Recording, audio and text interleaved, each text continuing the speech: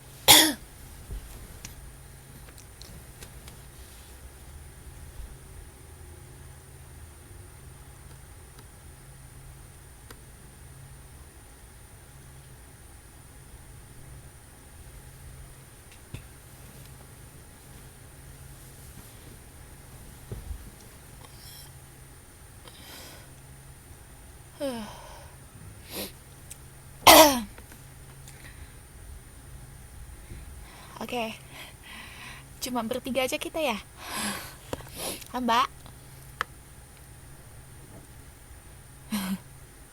Saya di sini melihat percakapan kalian tadi. Halo, Pak Neng Tia.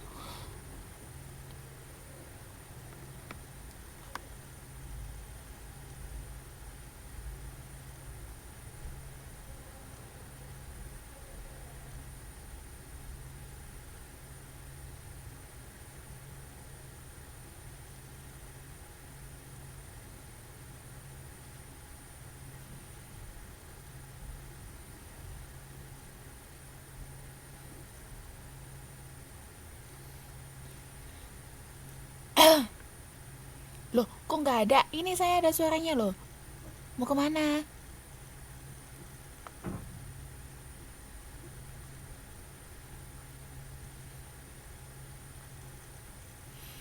Nyalah.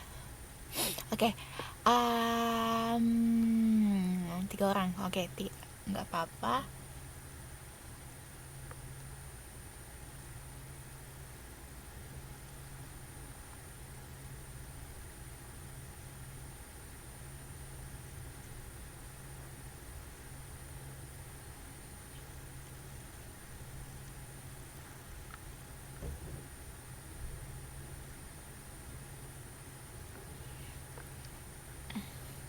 Selamat malam, Mbak Lala.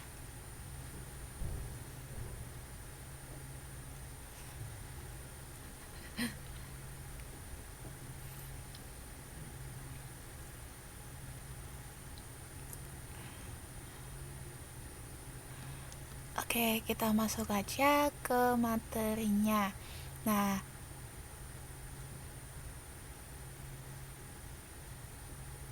oke. Ini tadi internet saya ada masalah, dia loadingnya lama banget, dan semoga ini bisa tetap bagus sampai akhir kelas. Oke.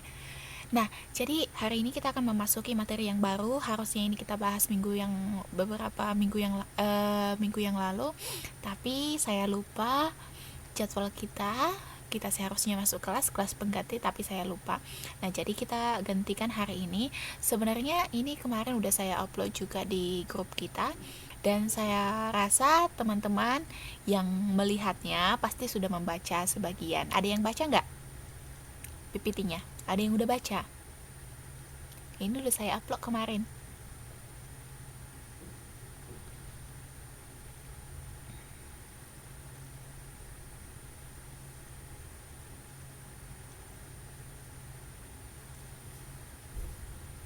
Ya, cuma baca awalnya, cuma baca judulnya aja Mbak ya.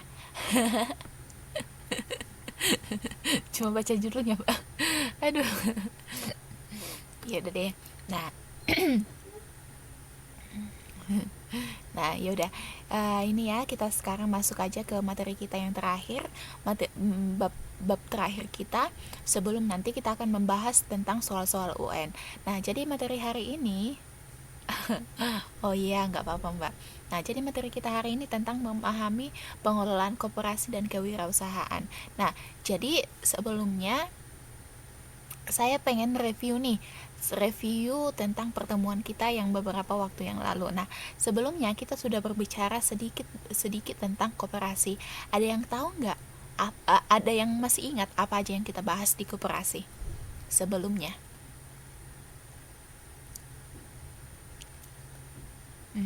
Karena kemarin kan ketika kita berbicara tentang badan usaha milik daerah, badan usaha milik swasta, dan bentuk badan usaha dan lain sebagainya, itu kita sudah berbicara tentang koperasi juga. Nah, sedikit berbicara tentang koperasi. Nah, Mbak Lala berkata dia mengingat tentang asas koperasi. Nah, asas yang dianut oleh koperasi apa, Mbak?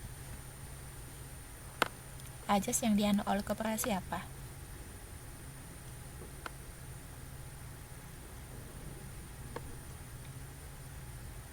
Kekeluargaan. Nah, asas kekeluargaan itu maksudnya apa, Mbak?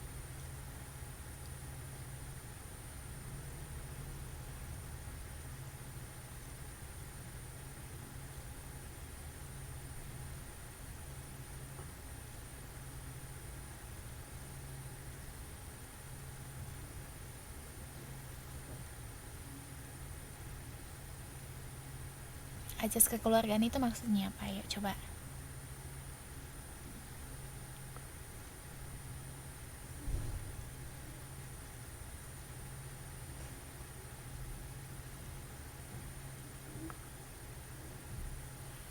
Asas kekeluargaan itu maksudnya apa? Coba.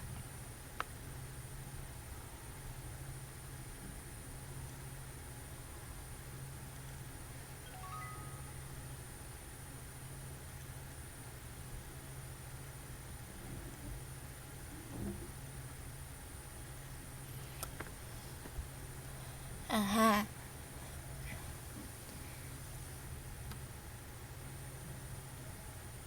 Ah.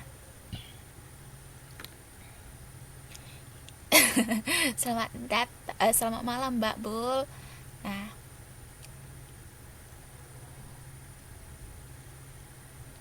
ayo. Ada yang lain coba dulu, Mbak Riri. Nah, coba dijawab dulu Mbak. Asas kekeluargaan itu maksudnya apa?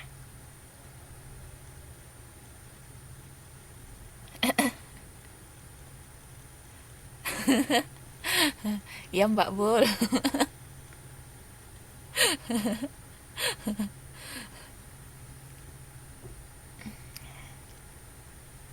Ayo, asas kekeluargaan. Aduh, jangan lupa deh.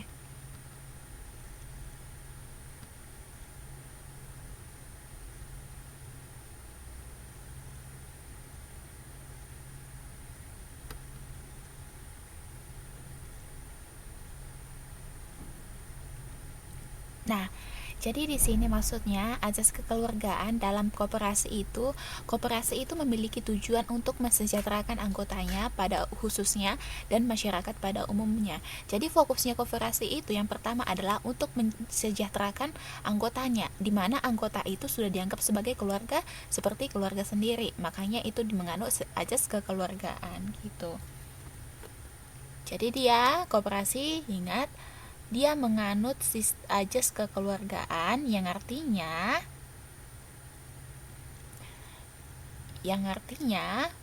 mensejahterakan masyarakat pada umumnya, masyarakat pada umumnya dan anggota pada khususnya.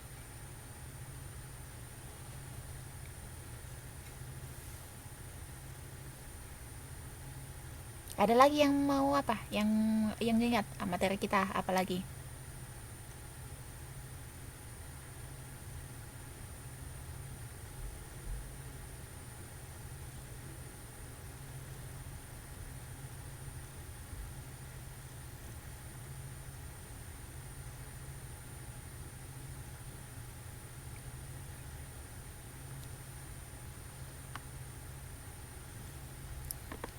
Halo, ada lagi yang kalian ingat atau nggak ada? Udah lupa semua. Aduh, jangan dong.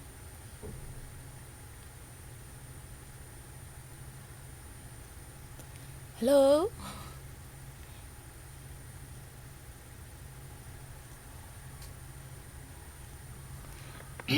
ada lagi nggak yang ingat tentang koperasi yang minggu lalu? Yang 2 minggu yang lalu.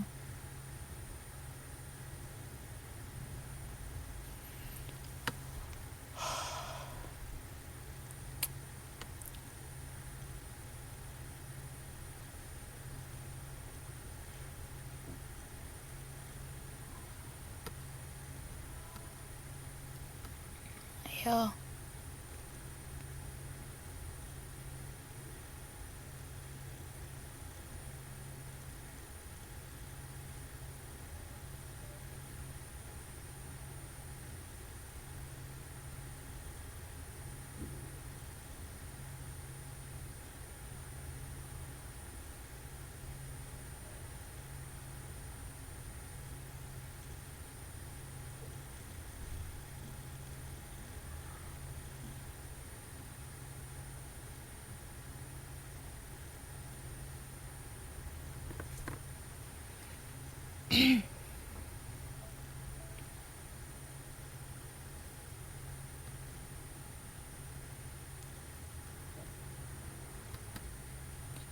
Halo.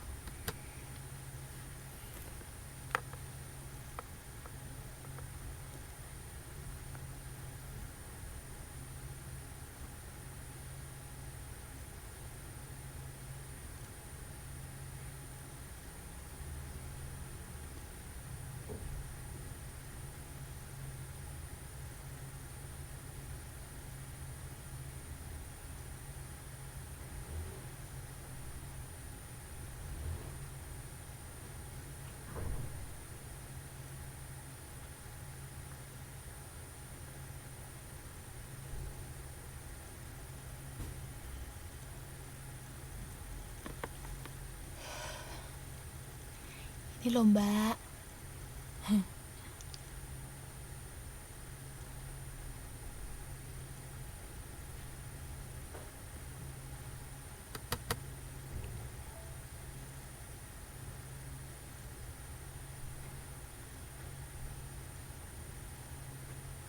Oh iya iya. Ada lagi yang masih ingat? Kalau belum,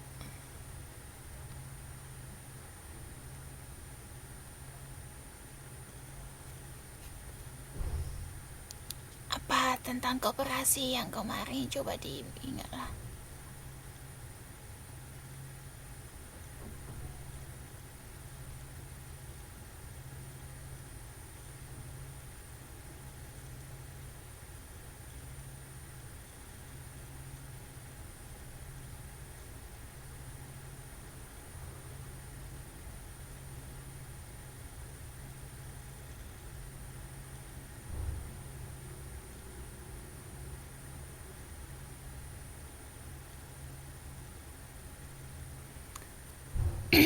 Gini Mbak, hari ini kan eh, hari ini kita akan membahas tentang yang namanya koperasi Mbak Riri ya. Nah, jadi kan sebelumnya kita sudah berbicara tentang koperasi sedikit di tentang perusahaan dan badan usaha. Nah, jadi saya mau nanya apa sih yang kalian ingat tentang perusahaan dan tentang koperasi sebelumnya, sebelum yang waktu kita membahas tentang perusahaan dan badan usaha. Apa sih yang kalian ingat gitu? Coba.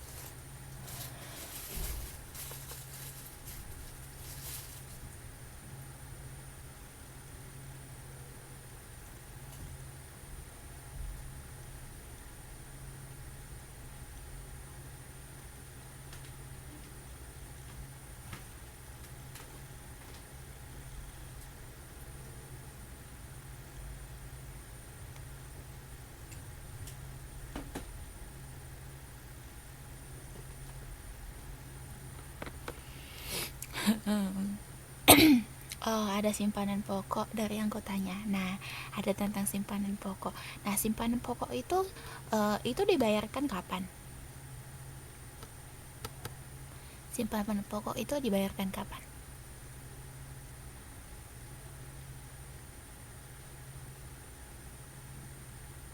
Nah, awal masuk jadi anggota. Nah, selain simpanan pokok ada juga simpanan wajib sama simpanan sukarela.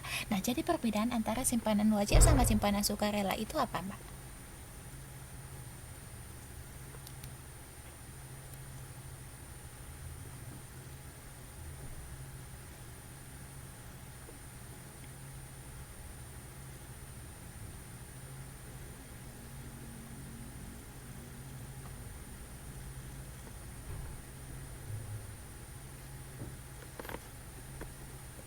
Apa coba bedanya simpanan wajib sama simpanan sukarela? Apa?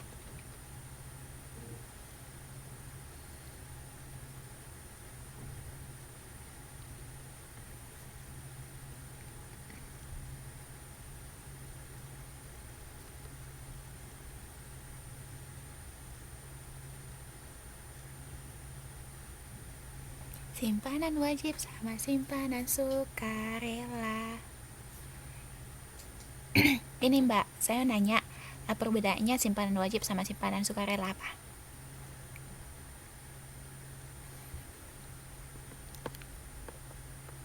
Simpanan wajib sama simpanan sukarela bedanya di mana? Tadi Mbak apa namanya tuh sudah Mbak. Iya, kalau simpanan wajib dibayar Oke, jadi kalau simpanan sukarela.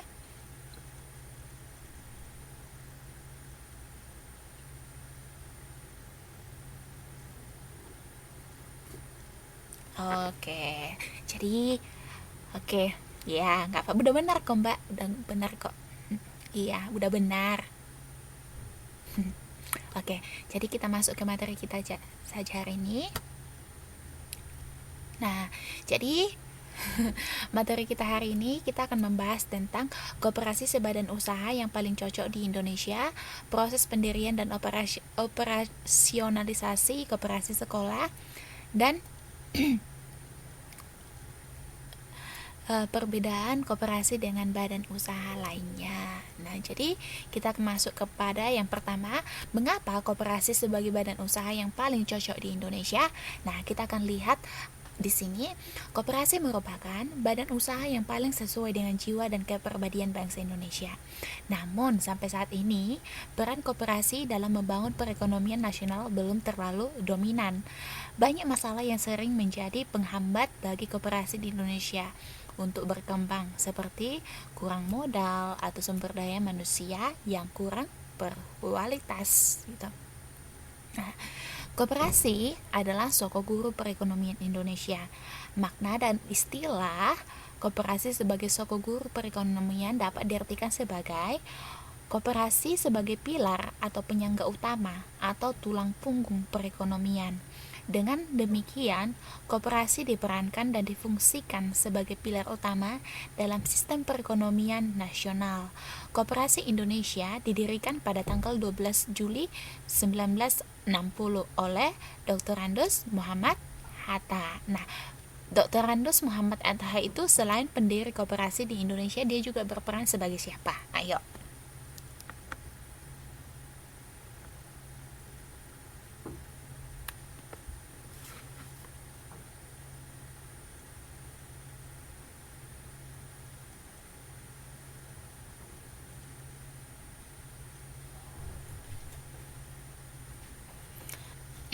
Nah, jadi kan di sini kan dikatakan apa namanya itu Dr. Andos Muhammad Hatta itu adalah sebagai pendiri koperasi di Indonesia. Nah, pertanyaan saya tadi, selain menjadi pendiri koperasi, perannya Dr. Andos Muhammad Hatta itu sebagai apa?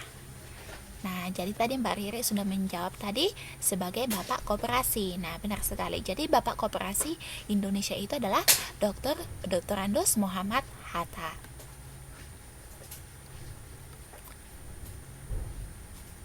Nah, di sini juga dikatakan pada waktu itu beliau menjabat sebagai wakil presiden. Wakil presidennya siapa coba? Wakil presiden siapa? Coba, wakil presidennya siapa? Soekarno, benar sekali. Beliau memang ahli ekonomi. Ya, benar sekali, karena beliau adalah sarjana ekonomi. Nah, menurut beliau, ekonomi kerakyatanlah yang bisa mensejahterakan rakyat Indonesia. Atas jasanya di bidang koperasi, Dr. Andos Muhammad Hatta diangkat sebagai Bapak Koperasi Indonesia. Tanggal 12 Juli ditetapkan sebagai Hari Koperasi. Undang-undang yang mengatur perkoperasian di Indonesia adalah Undang-Undang Nomor 25 Tahun 1992.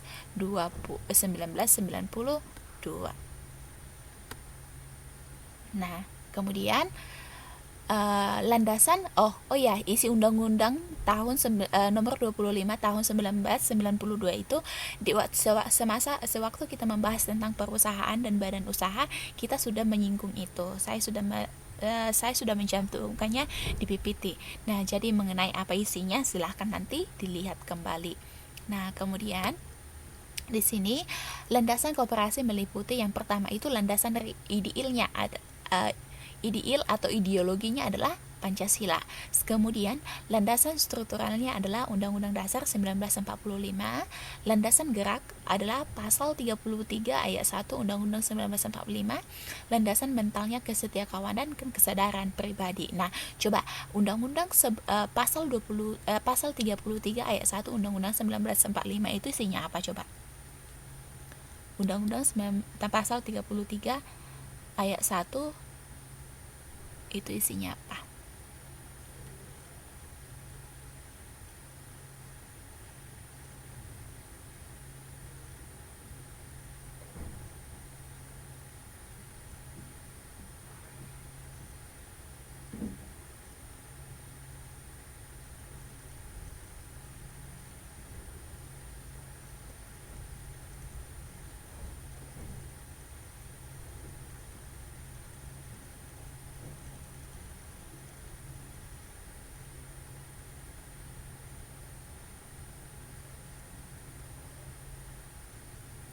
Ayo, isi dari pasal 33 ayat 1 Undang-Undang 1945.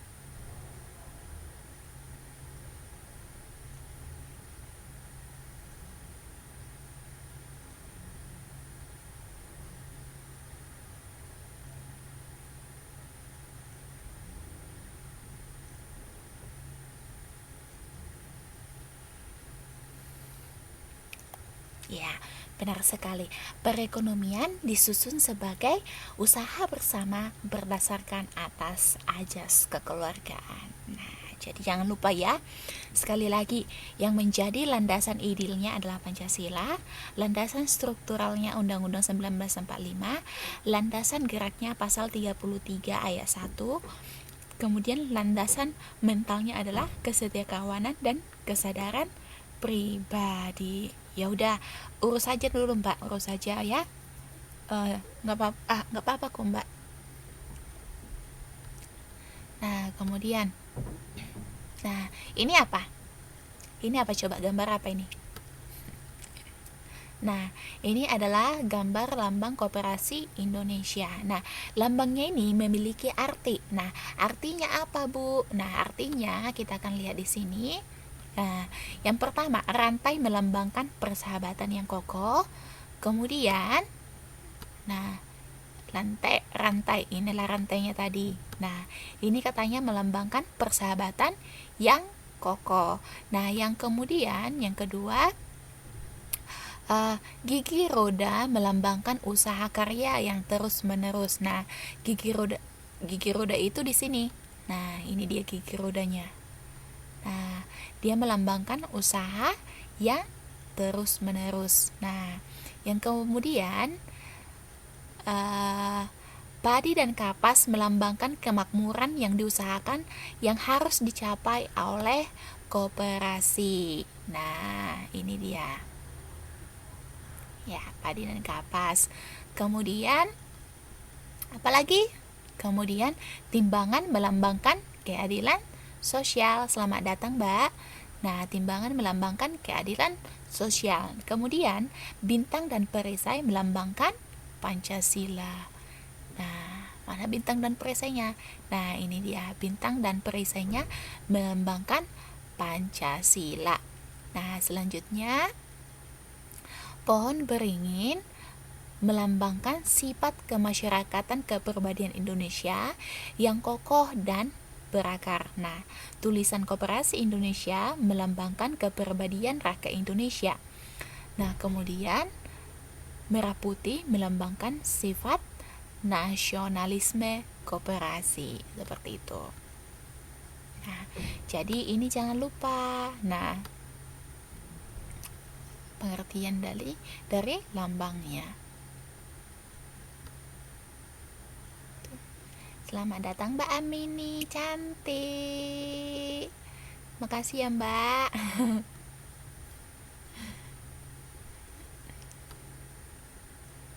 Nah, habis itu modal koperasi. Nah, ini juga kita sudah berbicara tentang modal koperasi dulu. Semasa kita berbicara tentang perusahaan dan badan usaha. Nah, cuman di situ kita hanya berbicara tentang yang namanya simpanan pokok, simpanan wajib, sama simpanan sukarela. Jadi kita hanya berbicara dua macam. Nah, sementara di sini masih ada yang namanya dana cadangan, dana hibah, modal pinjaman dan lain sebagainya. Nah, jadi yang menjadi pertanyaan, dana cadangan ini dari mana coba? Dana cadangan ini dapatkan dari mana? Dana cadangan itu dari mana? Ayo. Dana cadangan itu didapatkan dari mana?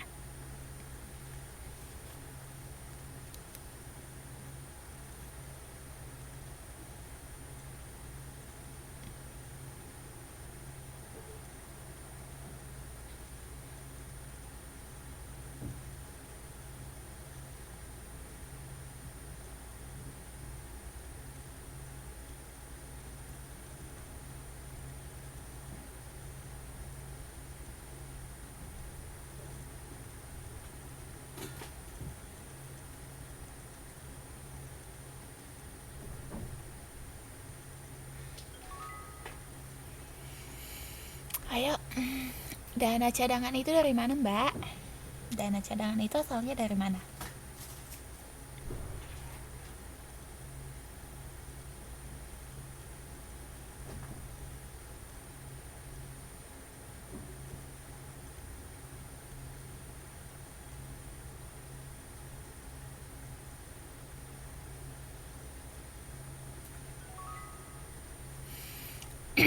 Aduh, ada yang ingat nggak sih? Ada yang tahu nggak sih? Ada yang bisa nanggapin kok?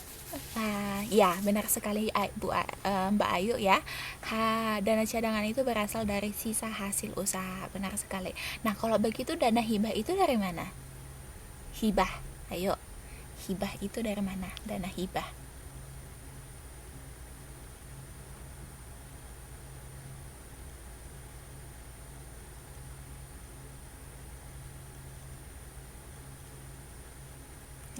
hasil pemberian. Benar sekali ya. Mungkin ada kelompok-kelompok tertentu atau orang-orang tertentu yang menyumbangkan atau yang memberikan uangnya kepada koperasi tersebut, sehingga adalah yang namanya dana hibah. Nah, kalau modal pinjaman itu berasal dari anggota koperasi lain, dari anggota koperasi maupun dari koperasi lain, baik itu dari bank juga, dan sumber lain yang sah secara hukum. Nah, kemudian kelengkapan dan kegiatan koperasi. Nah, yang pertama itu yang paling inti dan yang paling utama itu adalah rapat anggota. Loh, kenapa itu yang paling utama, Bu? Nah, karena yang memegang kekuasaan tertinggi di dalam koperasi itu adalah rapat anggota. Nah, di rapat anggota ini ditetapkan anggaran dasar, memilih dan mengangkat dan memberhentikan pengurus serta pengawas, kemudian meminta laporan pertanggungjawaban dan menetapkan pembagian sisa hasil usaha. Nah, jadi segala sesuatu keputusan itu diputuskan di dalam rapat anggota, sehingga rapat anggota itu memegang kekuasaan tertinggi gitu.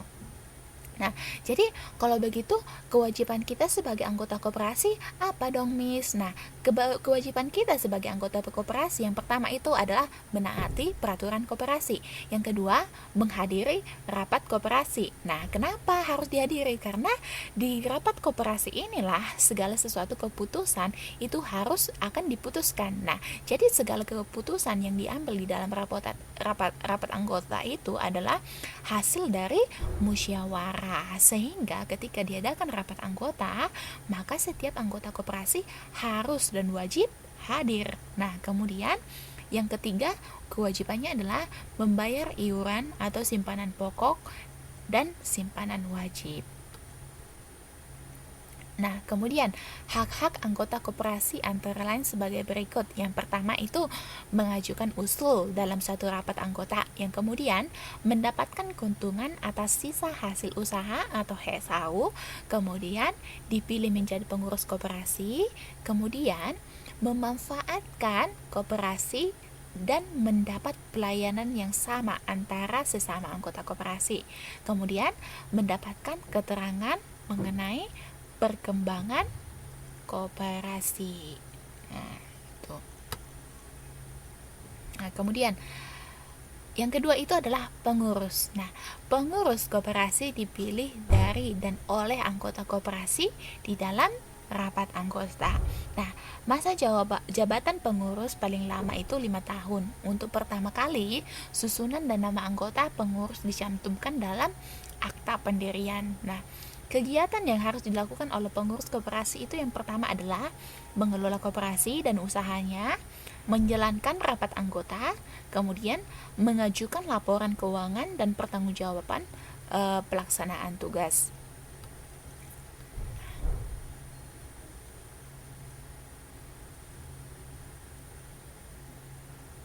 Ya.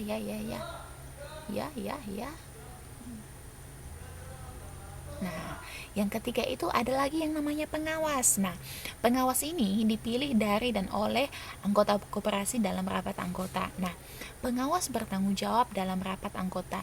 Semua hasil pengawasan yang dilakukan oleh pengawas harus dirahasiakan dari pihak luar koperasi. Nah, hal yang harus dilakukan oleh pengawas koperasi antara lain mengawasi pelaksanaan dan pengelolaan koperasi, yang kedua, membuat laporan tertulis tentang hasil pengawasan, dan yang ketiga, meneliti catatan yang ada pada koperasi. Nah, kemudian ada lagi yang namanya di sini macam-macam koperasi. Nah, yang pertama itu berdasarkan jenis usahanya.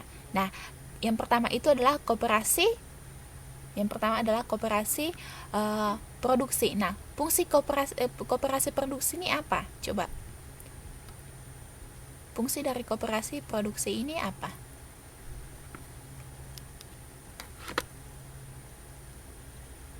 Fungsi dari koperasi produksi apa? Coba. Fungsi dari koperasi produksi.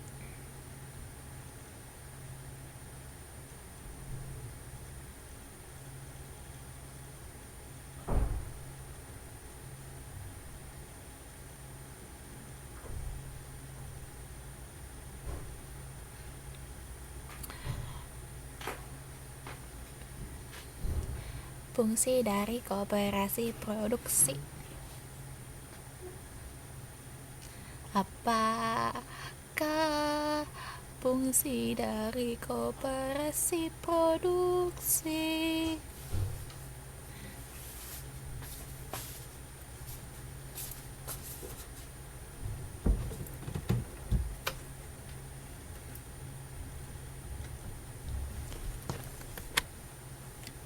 Koperasi produksi. Kenapa Mbak Neng Tia? Kenapa Mbak Peng?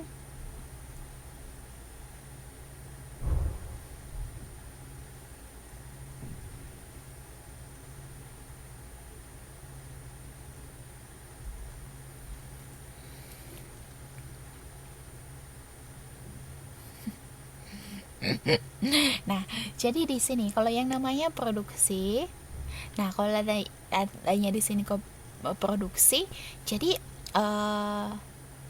berarti apa? Coba menghasilkan yang namanya barang. Nah, jadi koperasi itu juga bisa memproduksi barang. Nah, barang seperti apa yang diproduksi, Bu? Nah, kerajinan tangan.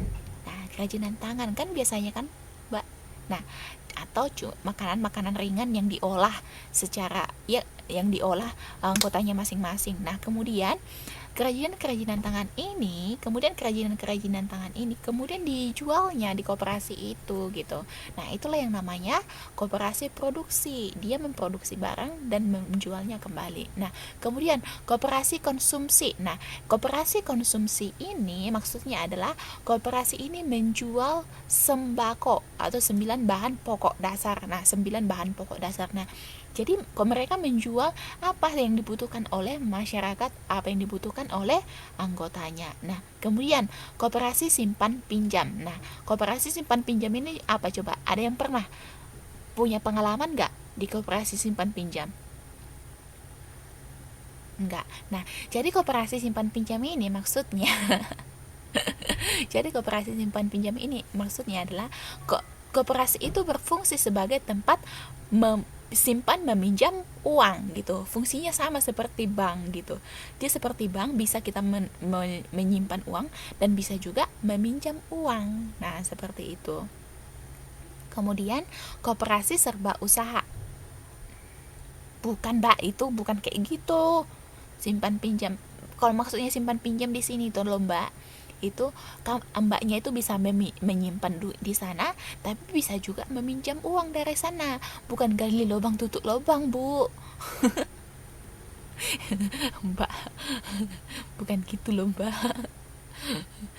Simpan pinjam maksudnya bisa minjam, bisa nyimpan gitu. Bukan gali lubang tutup lubang.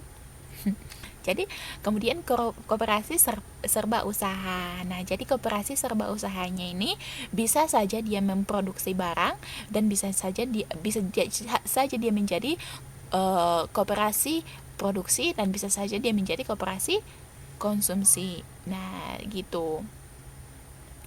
Bang Titil apa? Bang Titil apa ya, Mbak ya? Aku kurang tahu. Tuh, Bang Titil apaan? Apa tuh, Mbak? Bang Titil.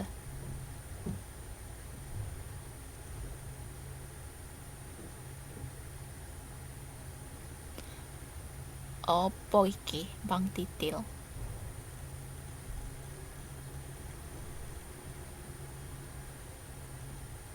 Oh, kayak rentenir gitu ya? Kayak rentenir gitu ya, Mbak ya?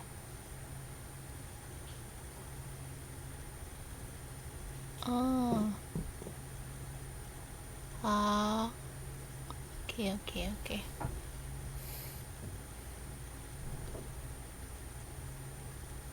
Oke oke, lanjut. Nah, kemudian hmm, kemudian macam-macam koperasi. Oke.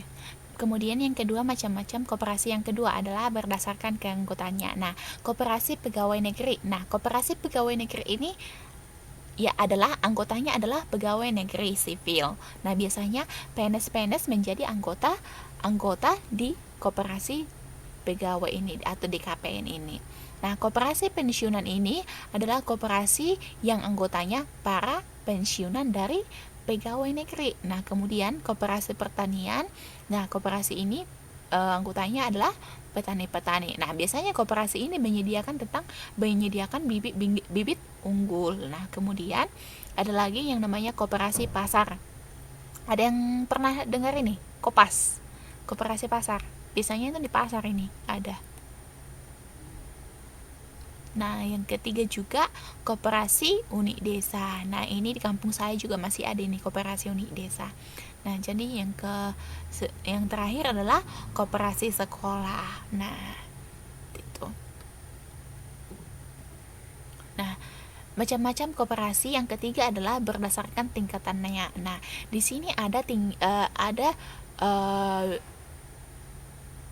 dua tingkatan koperasi. Yang pertama itu adalah koperasi primer sama koperasi sekunder. Nah, kalau yang namanya koperasi primer itu ada beranggotakan 20 orang. Sementara koperasi sekunder beranggotakan beberapa koperasi. Nah, beberapa koperasi seperti apa, Bu? Maksudnya ini. Nah, maksudnya di sini koperasi sekunder beranggotakan beberapa koperasi. Di sini maksudnya beranggotakan beberapa dari koperasi primer. Nah, seperti itu.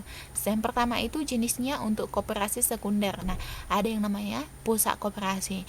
Nah, anggotanya paling sedikit 5 koperasi primer dan berada dalam satu kota atau kabupaten. Jadi diingat, pusat koperasi anggotanya paling sedikit 5 koperasi primer dan berada dalam satu kota atau kabupaten. Nah, yang kedua, ada lagi yang namanya gabungan koperasi. Nah, gabungan koperasi ini adalah gabungan koperasi anggotanya 3 buah koperasi pusat. Nah, anggotanya 3 buah koperasi pusat dalam satu provinsi atau lebih. Nah, jadi kalau misalnya koperasi gabungan itu sebagian anggotanya ada di Jawa Tengah, kemudian ada lagi anggotanya di Jawa Timur, boleh. Nah, boleh dia lebih dari satu provinsi. Namun untuk koperasi pusat koperasi dia nggak boleh lebih dari satu kota ataupun satu kabupaten. Dia harus ada dalam satu lingkup kota atau kabupaten.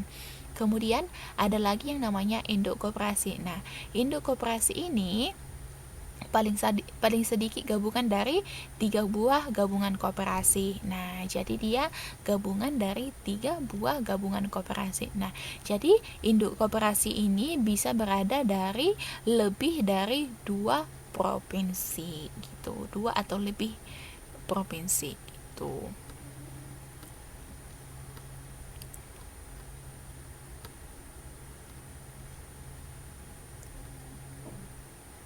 Peran koperasi dalam meningkatkan kesejahteraan rakyat. Nah, jadi yang pertama itu keuntungan koperasi adalah laba penjualan dan jasa peminjaman. Nah, meskipun koperasi tidak mengambil laba penjualan atau jasa peminjaman yang besar.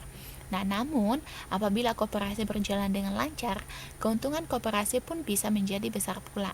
Nah, keuntungan koperasi akan dikembalikan kepada anggota sebagai sisa hasil usaha. Nah, tentu saja telah dikurangi biaya-biaya operasional.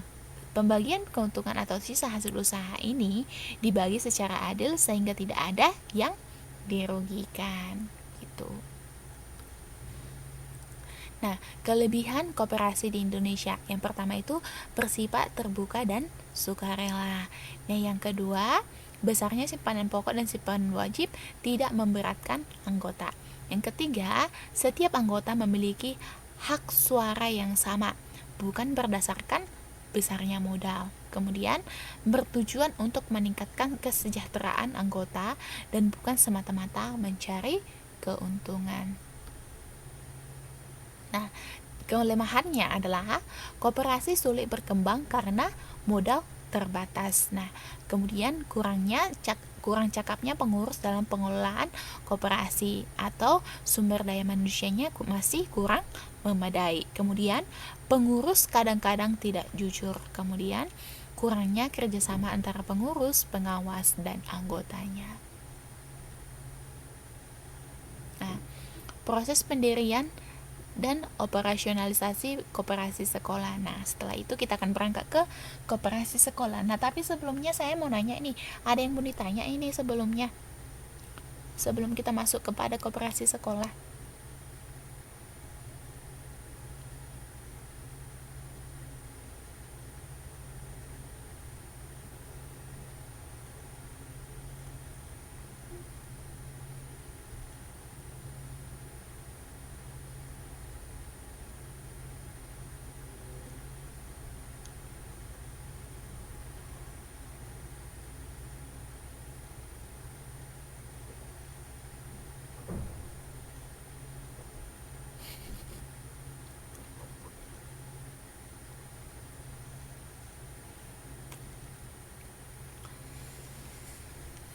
itu akan kita bahas nanti. Coba dulu, saya nanya ini sebelumnya, sebelum masuk kita ke anggota ke koperasi sekolah.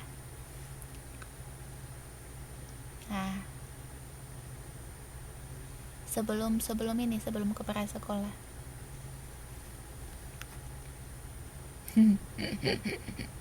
Ada yang mau ditanya lagi nggak?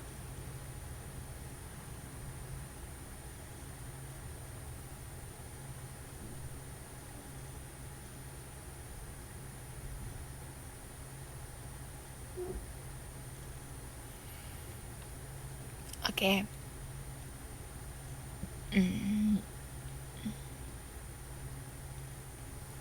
Nah, iya nih mungkin sinyalnya yang apa yang rusak ya Mbak ya.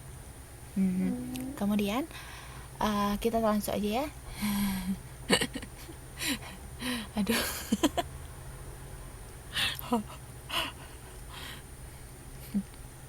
Kemudian proses pendirian koperasi, pendirian dan operasionalisasi koperasi sekolah. Nah, yang pertama kita akan bahas koperasi sekolah adalah koperasi yang dia lagi makan mungkin Mbak. Koperasi sekolah adalah koperasi yang didirikan di lingkungan sekolah yang anggota-anggotanya terdiri atas siswa sekolah.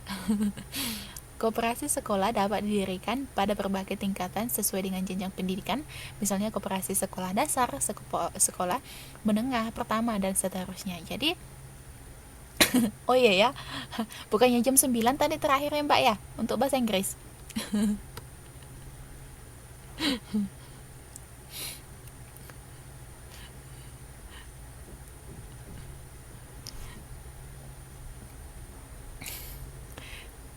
Nah, jadi koperasi sekolah itu bisa didirikan di berbagai tingkatan sekolah, baik SD, SMP, maupun SMA, gitu.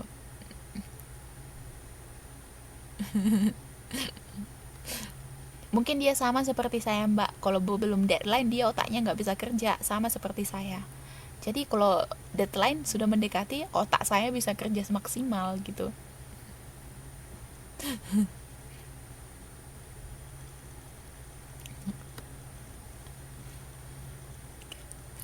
Kemudian nah,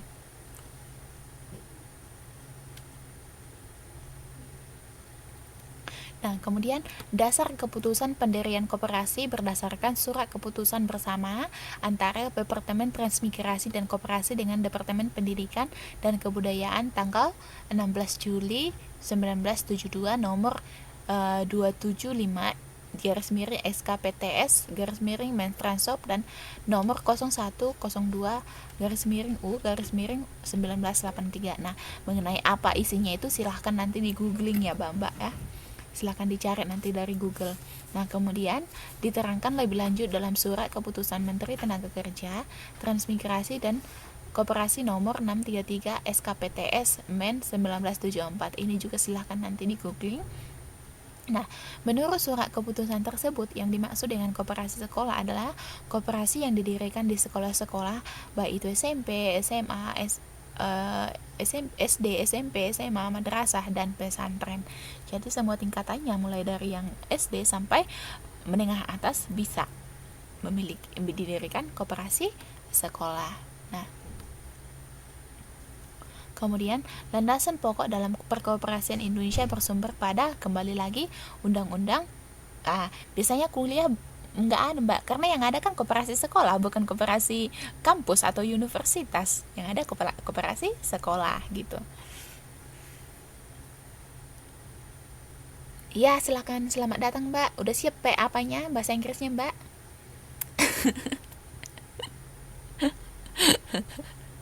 Oh, oh ya udah deh. Baru digosipin Mbak tadi Mbak sama Mbak Mas Ayu. Oke. Oh, kalau biasanya di kuliah itu nggak ada kooperasinya Mbak gitu. Kalau misalnya ada yang mau gabung sama kooperasi ya paling gabung ke kooperasi yang umum tadi Mbak gitu. Jadi kalau di kuliah itu biasanya nggak ada kooperasi gitu. Nah, jadi kemudian landasan pokoknya apa? Nah, landasan pokoknya itu sama seperti tadi, Undang-Undang 1945 pasal 33 ayat 1. Nah, kemudian Undang-Undang nomor 25 tahun 1992. Jadi landasan pokoknya itu sama seperti koperasi pada umumnya gitu. Gak ada perbedaannya sama sekali. Nah, kemudian dasar-dasar pertimbangan pendirian koperasi sekolah yang pertama itu menunjang program pembangunan pemerintah di sektor perkoperasian melalui program pendidikan sekolah. Kemudian yang kedua, menumbuhkan kesadaran berkooperasi di kalangan siswa. Yang ketiga, membina rasa tanggung jawab, disiplin, setia kawan, dan jiwa kooperasi. Yang kemudian yang keempat, meningkatkan pengetahuan dan keterampilan berkooperasi agar kelak berguna di masyarakat. Kemudian membantu kebutuhan siswa serta mengembangkan kesejahteraan siswa di dalam dan di luar sekolah.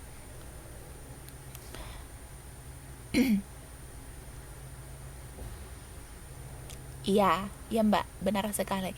Jiwa koperasi itu adalah jiwa. Iya, bentar dulu. Jiwa koperasi itu adalah jiwa yang bersifat kekeluargaan. Nah ya.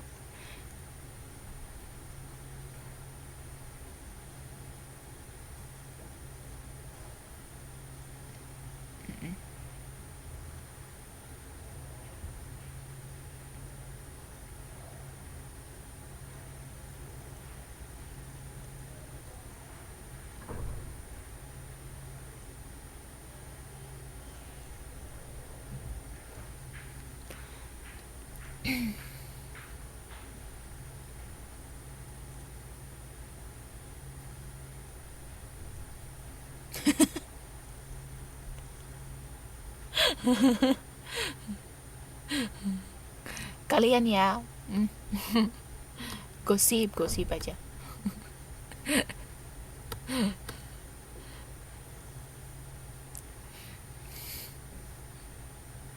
Ih, enak kali bagi lomba. Memanglah. Nah, jadi tujuan koperasi sekolah yang pertama yang adalah untuk pembentukan koperasi sekolah di kalangan siswa dilaksanakan dalam rangka menunjang pendidikan siswa dalam latihan berkooperasi. Dengan demikian, tujuan pembentukannya tidak terlepas dari tujuan pendidikan dan program pemerintah dalam menanamkan kesadaran berkooperasi sejak dini. Nah, kemudian struktur organisasi koperasi sekolah itu sama seperti yang koperasi pada umumnya. Ada yang namanya anggota, pengurus, badan pemeriksa, pembina dan pengawas, dan badan penasehat. Nah, jadi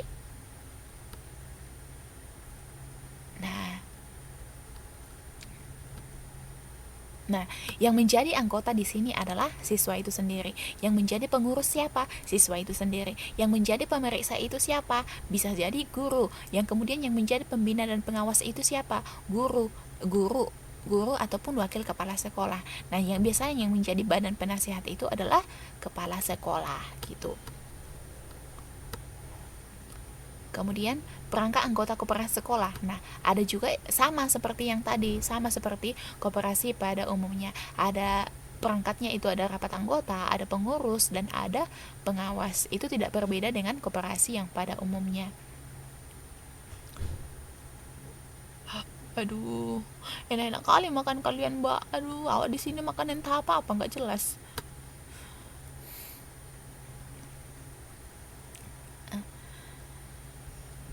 Kemudian Dewan Penasehat Sekolah. Nah, untuk keperluan bimbingan pada koperasi sekolah diangkat penasehat koperasi sekolah yang anggotanya terdiri atas kepala sekolah yang bersangkutan sesuai dengan jabatannya atau ex officio.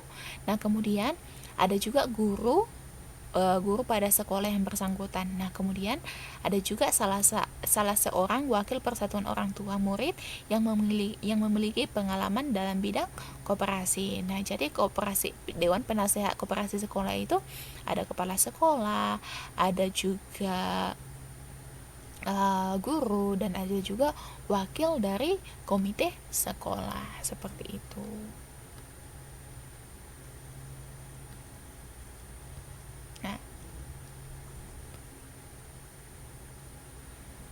Selamat datang Mbak Risa.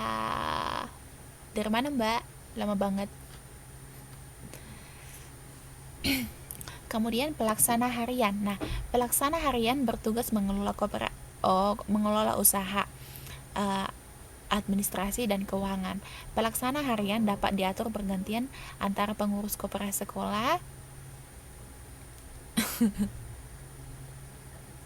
Aduh, enak kali ya kalian ya. Aduh, jadi nggak konsen awak ini. Nah, pelaksana harian dapat diatur bergantian antara pengurus koperasi sekolah atau ditunjuk secara tetap atau bergantian antara siswa, anggota koperasi yang tidak menduduki jabatan pengurus atau pengawas koperasi. Nah, jadi dia yang menjadi pelaksana harian tidak memiliki jabatan sebagai pengurus ataupun pengawas koperasi. Itu. Nah, ciri-ciri koperasi sekolah yang pertama itu bentuk badan usahanya tidak berbadan hukum. Yang kedua, anggotanya siswa-siswa sekolah tersebut. Yang ketiga, keanggotaannya selama kita masih menjadi siswa. Nah, yang kemudian koperasi sekolah dibuka pada waktu istirahat. Jadi tidak ada dibuka mulai tidak pada jam jam pelajaran itu koperasinya tutup dan hanya terbuka pada jam istirahat. Nah, kemudian sebagai latihan dan praktik berkoperasi, melatih disiplin kerja, kemudian menyediakan perlengkapan pelajar, mendidik siswa, hemat menabung, dan tempat menyelenggarakan ekonomi dan gotong royong.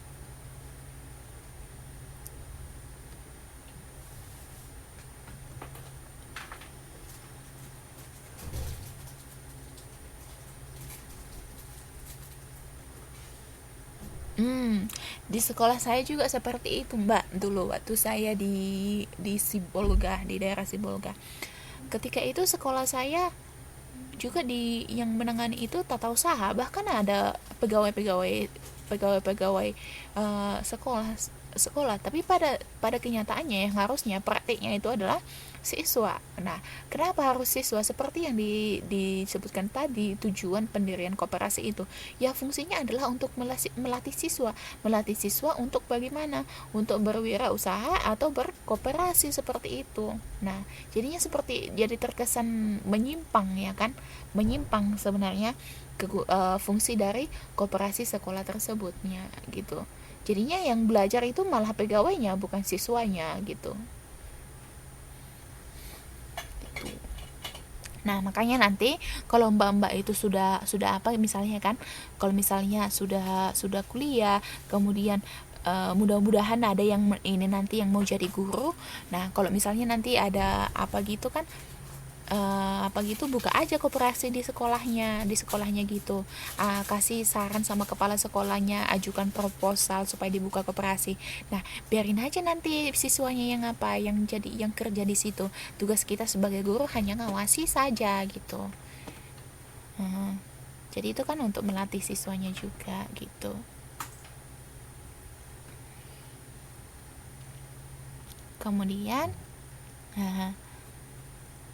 Kemudian perbedaan koperasi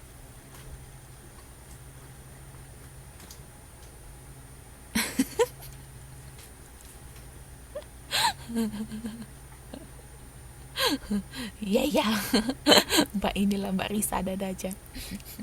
Nah, kemudian perbedaan koperasi dengan usaha swasta milik negara. Nah, perbedaan antara badan-badan usaha swasta, koperasi dan usaha milik swasta dapat dibedakan menjadi 7 dimensi. Yang pertama, siapa pengguna jasanya, siapa pemilik usahanya, siapa yang mempunyai hak suara, kemudian bagaimana voting itu dilakukan, siapa yang menentukan kebijaksanaan perusahaan, apakah balas jasa atau modal itu terbatas, siapa yang akan menerima hasil dan tanggung jawab terhadap kerugian dari usaha tersebut.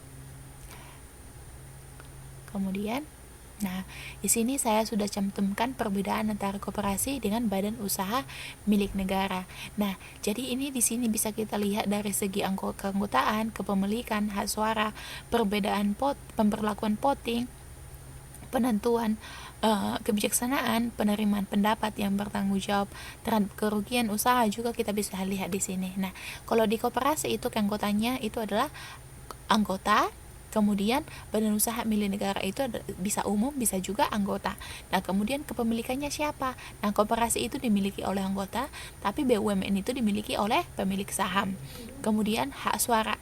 Nah, di anggota koperasi itu yang memiliki hak suara itu adalah koperasi. Nah, sementara di BUMN itu eh, eh, pemegang hak suara itu adalah pemegang saham. Nah, jadi kemudian pemberlakuan voting. Kalau di koperasi itu satu anggota, satu suara. Nah, sementara di BUMN itu berdasarkan saham yang dimiliki. Kemudian penentuan kebijaksanaan. Nah, kalau di koperasi itu ditentukan oleh pengurus. Nah, kemudian di BUMN itu ditentukan oleh dewan direksi. Nah, kemudian penerimaan pendapatan. Nah, koperasi kalau penerimaan pendapatan di koperasi itu adalah anggota. Nah, sementara di BUMN itu adalah pemegang saham. Nah, yang bertanggung jawab terhadap kerugian usaha di koperasi adalah anggota, kemudian di BUMN adalah pemegang saham. Nah, koperasi dan badan usaha lainnya. Kemudian siapa yang menjadi pengguna badan usaha atau tujuan pendirian yang pertama. Nah, koperasi versus badan usaha lain. Nah, di sini juga bisa kita lihat perbedaan antara koperasi dan badan usaha. Nah, jadi untuk ini silahkan nanti kalian baca. Silahkan kalian baca saja sendiri. Kemudian di sini juga ada lagi kemudian pertanyaan yang kedua, siapa pemilik usaha dan permodalannya. Nah, di sini juga sudah saya cantumkan siapa-siapa saja yang menjadi pemilik modal koperasi maupun badan usaha. Nah, juga di sini kalian bisa baca. Kalau saya rasa ini di bukunya nggak ada ya. Kalau misalnya saya rasa nggak ada di bukunya ya, jadi silahkan kalian baca. Nah, jadi pertanyaan yang ketiga, siapa yang memiliki hak suara dan pemegang kekuasaan tertinggi? Nah, di sini juga sudah ada. Nah, jadi kalau di sini kekuasaan tertinggi terletak pada rapat anggota, namun badan usaha itu terletak pada pemilik saham. Nah, kemudian bagaimana keanggotaan dan voting atau pemilihan pengurus itu dilakukan? Nah, kalau di koperasi beranggotakan orang-orang yang menjadi pelanggan usahanya yang bergabung dalam menyerahkan sumbangan modal dalam bentuk simpanan pokok. Nah, tapi kalau di badan usaha, nah di sini bisa kita lihat. Sebenarnya nggak bisa dikatakan otoriter sih Mbak, itu tergantung kepada berapa banyak sih, tergantung kepada pemilik sahamnya sama rapat dari dewan direksi seperti itu.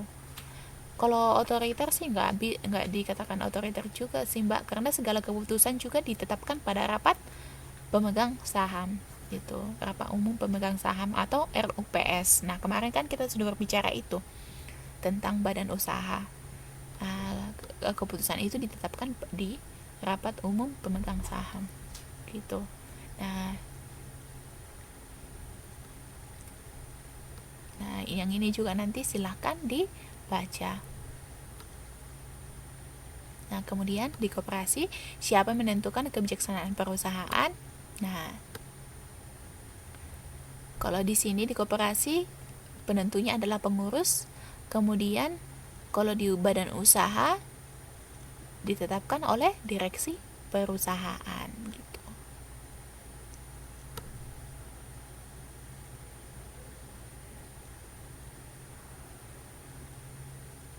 Nah, apa balas jasa atas modal itu terbatas.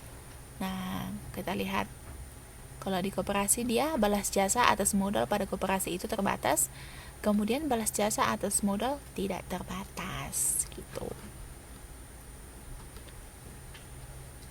Siapa yang akan menerima hasil dari usaha tersebut? Nah,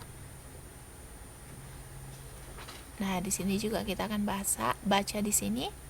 Nah, kalau di koperasi itu adalah anggota, tentu saja anggota. Sementara di badan usaha siapa?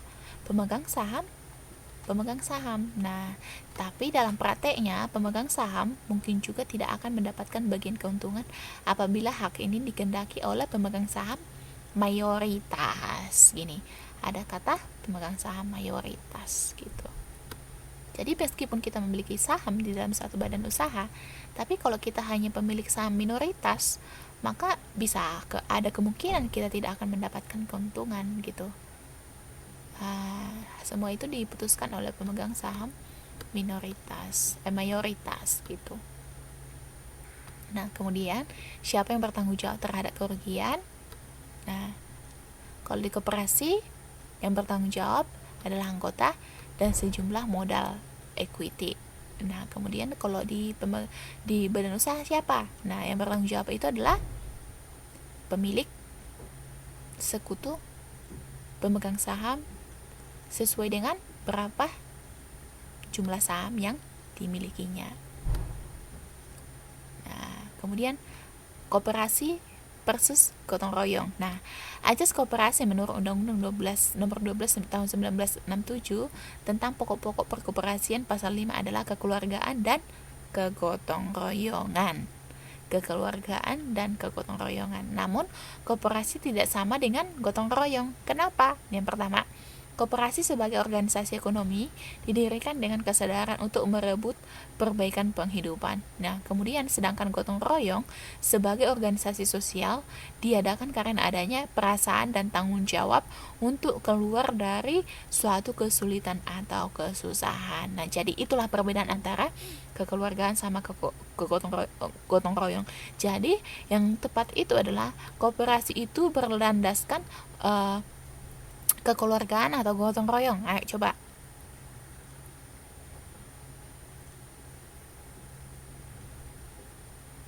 Koperasi.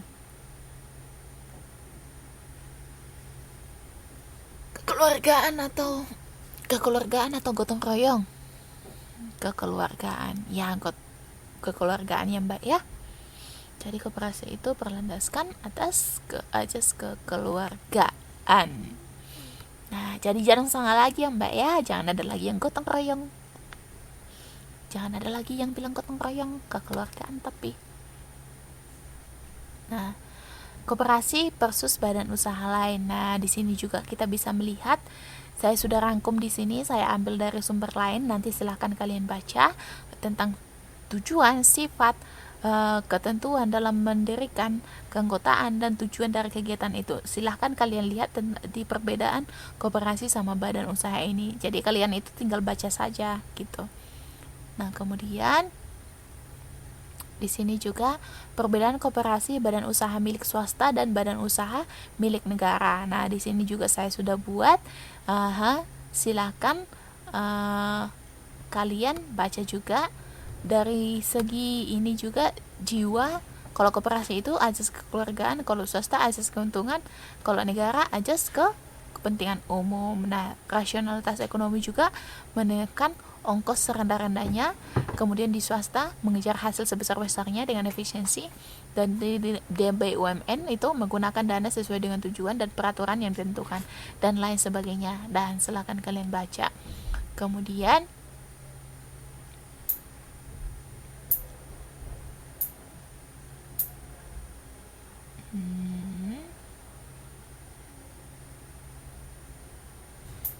nah, di sini juga ada perbedaan antara PT dan koperasi. Nah, mulai di karakter antara PT dan koperasi juga kalian bisa lihat di sini perbedaannya apa-apa saja gitu. Nah, SHU itu rapat hasil usaha. Nah, RAI itu apa? RAI itu maksudnya rapat anggota, sedangkan ADI itu apa? Anggaran dasar. Nah, RWPS itu apa? Rapat umum pemegang saham. Itu. Jadi kalian ini silahkan baca yang ini juga. Nah, kemudian ini ada tambahan perbedaan antara PT dan koperasi dari segi ini karakternya juga sama-sama, dari perkumpulan sama motif sama pajak penghasilannya juga ada. Silakan kalian baca. Tadi AD itu anggaran dasar, Mbak. AD anggaran dasar. RA itu rapat anggota.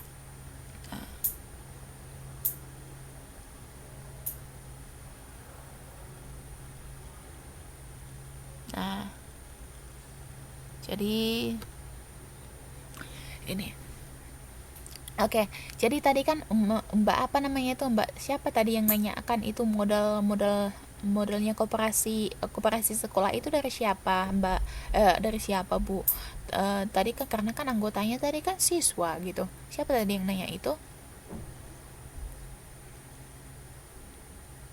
Nah, Rere. Nah, sama aja Mbak, sama aja sama koperasi pada umumnya. Nah, kalau yang namanya modal koperasi sekolah itu ada yang namanya modal sendiri maupun modal pinjaman, sama seperti koperasi pada umumnya. Nah, di kalau modal yang sendiri itu ada yang namanya simpanan pokok, simpanan wajib, simpanan sukarela, dan dana cadangan. Nah, dana cadangan itu dari mana, Bu?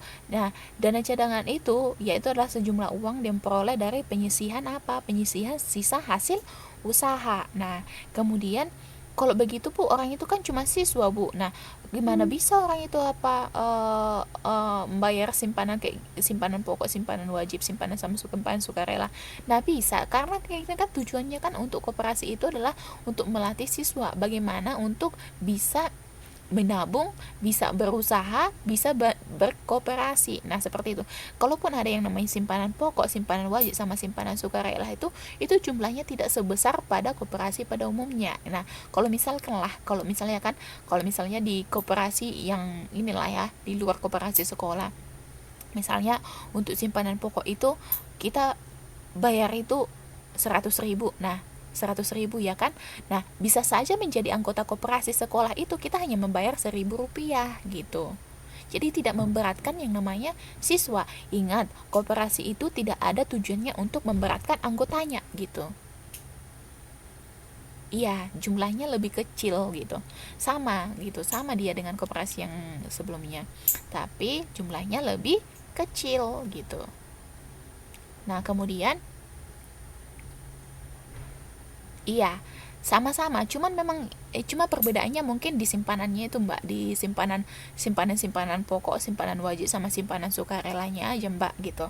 Karena di sini kan bagaimanapun juga kan karena masih siswa. Jadi itu diusahakan sekecil mungkin gitu.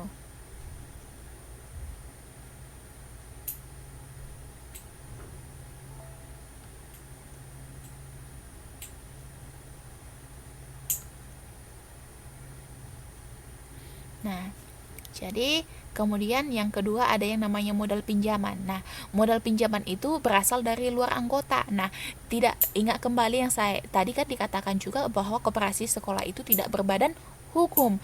Jadi, yang namanya pinjaman itu kita tidak bisa melakukan dong pinjaman ke koperasi lain atau ke bank atau ke perusahaan-perusahaan yang lain, nggak bisa Mbak. Jadi bagaimana Bu, dari mana Bu modal pinjamannya? Nah, modal pinjaman itu berasal dari bantuan dari komite sekolah. Nah, komite sekolah ini siapa Bu? Nah, komite sekolah ini adalah orang tua daripada murid. Nah, orang-orang tua daripada murid. Nah, setiap sekolah itu biasanya ada komite sekolahnya. Anggotanya siapa Bu? Anggotanya itu pasti orang tua dari murid atau wali murid. Nah, kemudian yang kedua, bantuan dari instansi pemerintah, misalnya dinas koperasi atau PKM. Nah, jadi orang ini membantu di dalam koperasi sekolah tersebut. Yang ketiga, ada yang namanya hibah atau pemberian bantuan secara cuma-cuma dari pihak lain. Nah, pihak lain ini bisa siapa? Nah, bisa saja salah satu orang anggota komite sekolah gitu. Dia pengen memberikan secara cuma-cuma seperti itu. Kemudian bisa juga kita melakukan pinjaman ke koperasi sekolah lainnya. Nah, tapi ingat tanda kutip koperasi sekolah lainnya, bukan koperasi selain koperasi sekolah gitu. Yang ke selanjutnya adalah sumber-sumber yang sah dan sifatnya tidak mengikat seperti itu. Nah, ada yang mau ditanya?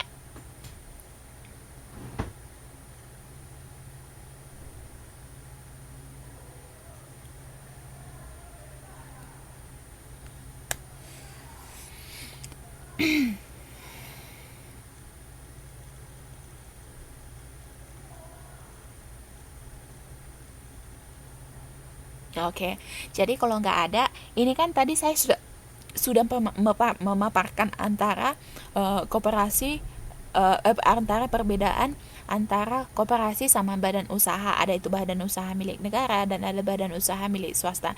Nah, jadi yang menjadi tugas ketiga kita, adalah saya ingin teman-teman itu membuat mencari tahu apa sih yang menjadi persamaan dan persamaan koperasi dengan badan usaha. Nah, jadi ini tugas ketiganya, persamaan koperasi dengan badan usaha gitu.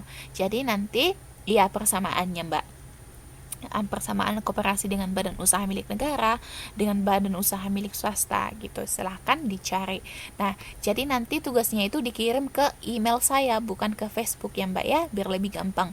Nah, nanti kalau nilai ujian mid semesternya akan saya kirim sama nanti setelah kalian mengirimkan semua tugasnya ini, tugas ketiga ini, saya akan kasih tahu nilai mid semesternya bagaimana. Oke? Oke, nah jadi tugas ketiganya jangan lupa deadline-nya tanggal sebentar. Deadline-nya tanggal sekarang tanggal 27, deadline-nya tanggal 3 ya. Tanggal 3 ya, Mbak, 3 Januari. Oke? Tanggal 3 Januari. Jangan lupa tanggal 3 Januari. Ingat, telat 1 hari kurang nilai 1. Ya kan, Mbak ya?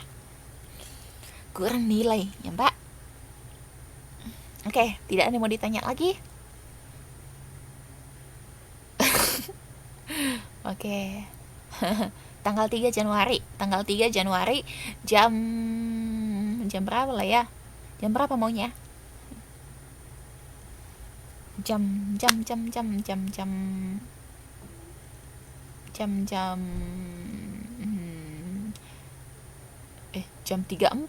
Jam 34 ada ya, jam 34. Jam 9 malam aja Mbak ya. Jam 9 tanggal 3 Januari. Kan waktunya kan 1 minggu. Gak usah lah sampai jam 12, jam 9 malam. Sampai jam 9 malam. Tanggal 3 jam 21.00. 21.00, jangan lupa.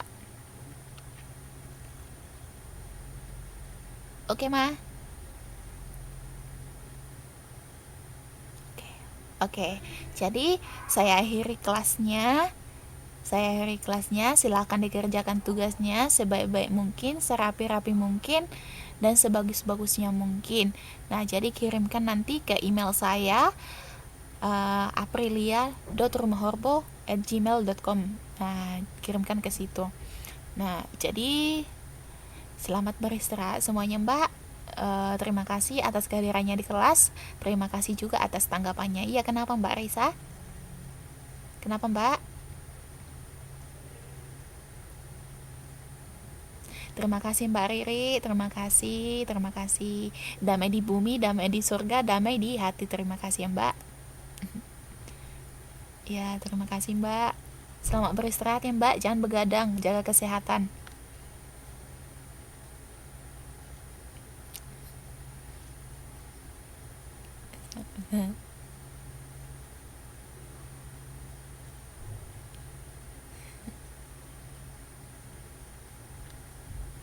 晚安。